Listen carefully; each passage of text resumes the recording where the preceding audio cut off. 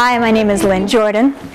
I went through a 2-year process demystifying a hospital bill. I wanted to share with you what it is that I learned in hopes that this may actually help someone here or someone that you may know. Okay, so here's a little background. In January of 2007, I went to the emergency room at Cedars-Sinai Medical Center here in Los Angeles, California.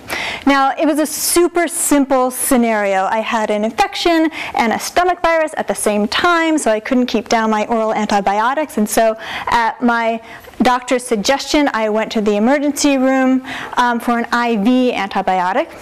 I got excellent care. I was there for 6 hours. I stabilized. They released me. I went home. Full recovery. Have not been sick since.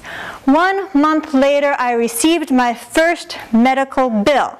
Those antibiotics cost $7,051. Okay, you guys are laughing. I was in shock. But I had a fancy schmancy Blue Cross PPO policy, so I thought that they would take care of it for me. What they did was they were able to negotiate it down to $3,525, of which they were able to pay $648, which meant the hospital came back to me for the balance of the bill of $2,777.77. Now, I like this hospital. I want them to do well. I want them to make a profit. I just want to pay fair and reasonable charges, which I had no idea what they were. The prices seemed completely arbitrary to me, to go from $7,000 for antibiotics to $3,500 for antibiotics. I didn't understand. So I set out to find out what the industry standards are for fair and reasonable prices for hospital charges. This is what I found out. It's a 10-step process. Step number 1, I wanted to know what it was I was being charged. So I requested an itemized statement from the hospital. Then I requested someone to decipher it for me because I had no idea what it meant. However, number 1, I see IV supplies, $403. $403 for what IV supplies, I asked. Was it the tubing? Was it the needle? Was it the gauze? Was it the piece of tape that held it in place? The 3 people I asked in the billing department were unable to answer that question. Not very helpful. So I went to number 2, and I went to Blue Cross. I wanted to determine the responsibility, their financial responsibility. They assured me that they paid out the top amount of money based on the bill that they got from the hospital. And they said that whatever overages was between me and the hospital. Okay, fine. Still didn't know, am I being charged fair and reasonable prices? Which led me to number 3. So I went on the internet because I realized I'm certain I'm not the first person who had to figure this out. And I found some lovely patient advocacy groups, which I absolutely recommend. Number 1 would be hospitalvictims.org. Really good, great source. The people I decided to work with, though, were called Southwest Medical Review. They're awesome. They held my hand through the rest of the process that I'm going to take you on right now. Number 4. I sent to them my itemized bill that they were able to decipher for me. It turns out that 90% of all hospital bills are coded incorrectly, including mine. So he was able to find 3 codes that were wrong, and it turns out that I was being billed $300 erroneously. Fine. Then he said, most important, you have to request all billing and doctor's records from the hospital, particularly the UB04 form. The UB04 form is a form that hospitals do not want to let go. This hospital insisted that it was their policy to not give it out to patients. However, as a patient, you have a right to have all of your forms under this act called HIPAA. I don't have time to go into it right now, but just know it's a good thing for us. So, every hospital has a HIPAA officer. I called the HIPAA officer, asked her for my UB04 form. She said she would get back to me. She didn't. So then I called the California State Office of HIPAA Implementation. They called the HIPAA officer in the hospital. She called me. She let me have my UB04 form. That took an entire year. During that process, we go to number 6. You may be sent to collections despite being in good standing with the hospital billing department, which I was. They sent me a bill every month. I called them every month. I insisted I wanted to settle this bill. I just wanted to pay fair and reasonable prices. That is all. But then I went away for a week, and they sent me something, and I didn't get my mail for a week, and then they sent me to collections, which leads me to number 7.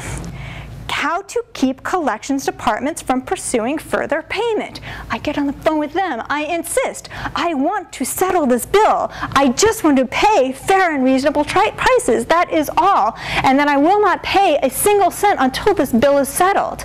And I promised them that I would keep them in the loop. And every little bit of information I got, I called them and I kept them in the loop. I was on a first-name basis with Ruby, my collections officer.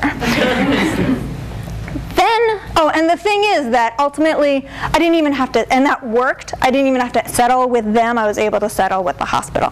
But stay tuned. Number 8 is a really big one. You can determine the actual cost of services. With that UB04 form, this is the industry standard. The industry standard is what Medicare would reimburse for the cost of a charge is what they determine as actual cost. And this is why. They use Medicare as a guideline because Medicare reimburses between 92 cents and $1.12 on the dollar. So this is what it looks like. Let's say Medicare would reimburse a certain hospital for a box of tissues, which will say they'll do it for $1. It is then understood that the cost of the tissues is somewhere between 92 cents and $1.12. So taking that with my UB04 form and going through all of my charges, it was determined that the services that I received came out to less than $400. Which leads me to my next step. This is how you can calculate the fair and reasonable charges for your hospital bill. This is the industry standard. What they do is they take what Medicare would reimburse, which is the actual cost, and they add 25 to 50% on that. So that way, the hospital will be able to recoup some profit. So in my case, the actual cost of services, $400. I add to that 50%. They get $600. $600 is the standard for the medical profession for the services that I received. That allows me to go to the next step, which is to be completely educated when I am, number 10, ready to offer a settlement.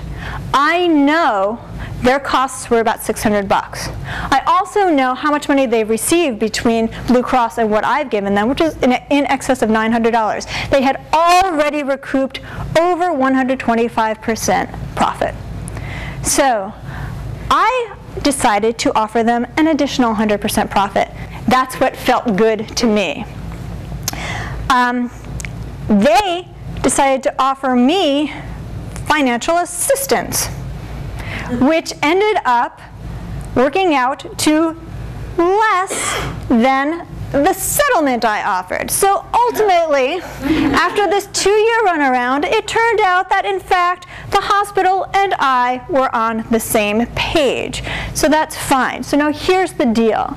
There is so much talk about complete and utter overhaul of the medical system right now. But until that happens, this is the system that we have to work with.